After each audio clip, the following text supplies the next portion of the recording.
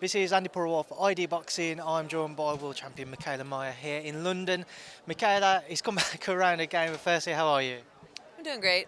I'm ready to go. It's been a lot of build-up. It's exciting. Everyone's ready for the fight, including me. I'm glad you're excited for it.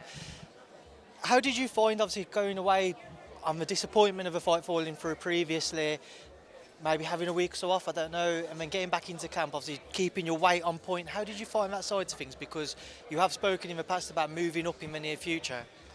I was fine. Once you hit that weight, it's easier to maintain. And I did rest. I had to rest. I had to fully recover mentally, physically.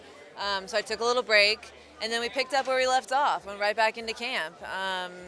Coach Al's goal was 8 sparring sessions to re-peak me. He knows what he's doing, so I trusted in whatever he had me do.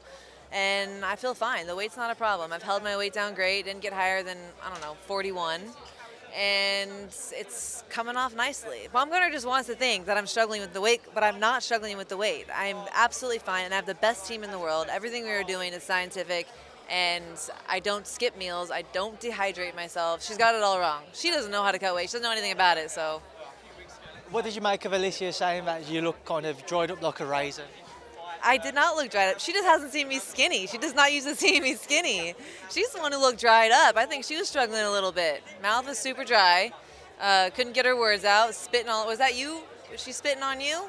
I saw some spit fly out of her mouth. But no, I am fine. She wants to believe that I'm struggling, but I'm not struggling, so she needs to get that out of her head. Mikaela, heading into this fight, what in particular for you has maybe irked you the most about anything that Alycia's had to say? What has made you maybe feel frustrated at all from anything she's had to say, if that's ever been the case?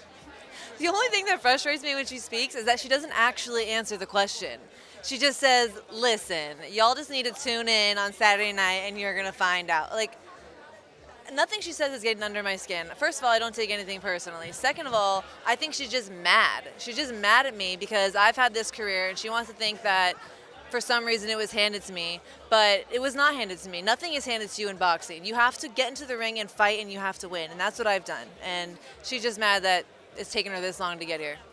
She said, I watched the Sky interview, or at least it was aired on Sky. I think it was something that you was done over there with ESPN, but you were streamed in your gym, she was streamed in her gym, and you was having your back and forths, and she said that she felt like she'd been disrespected.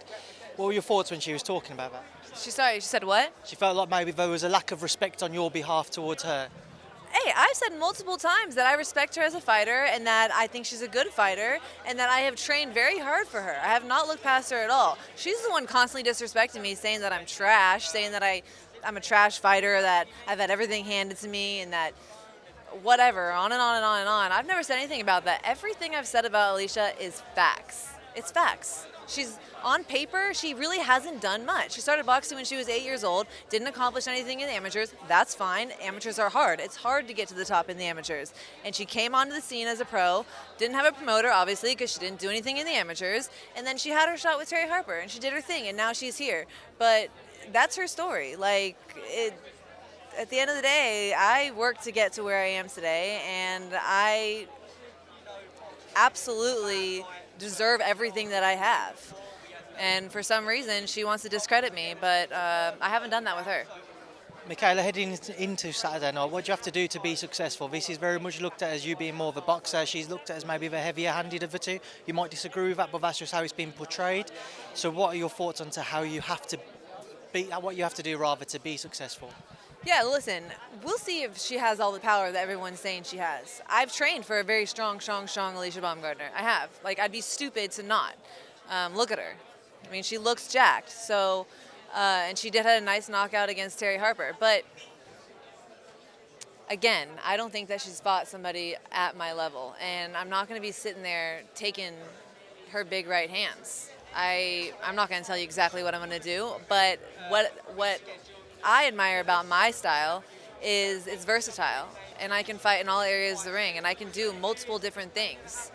And she makes fun of the relationship I have with my coach, but we're like this. If he says to do something, I'm on it. If he says to switch up the game plan and do this or that, I'm on it. I know how to do that. We're in tune. So I can adjust. And if I have to in that fight, I will. I don't think she can. She has one style.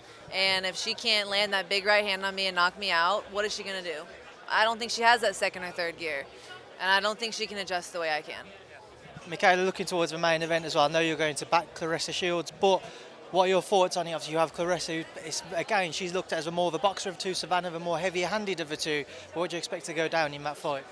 Claressa Shields, very aggressive, right? High punch count and very aggressive. And again, I'm not sure that Savannah, at least in the pros, Savannah's a good boxer, I have a lot of respect for her, but I'm not sure in the pros that she's handled someone with Claressa's type of aggression. And so, again, similar to Baumgardner, if she can't land that big right hand and drop Claressa's going to keep coming. Claressa's going to stay on her ass.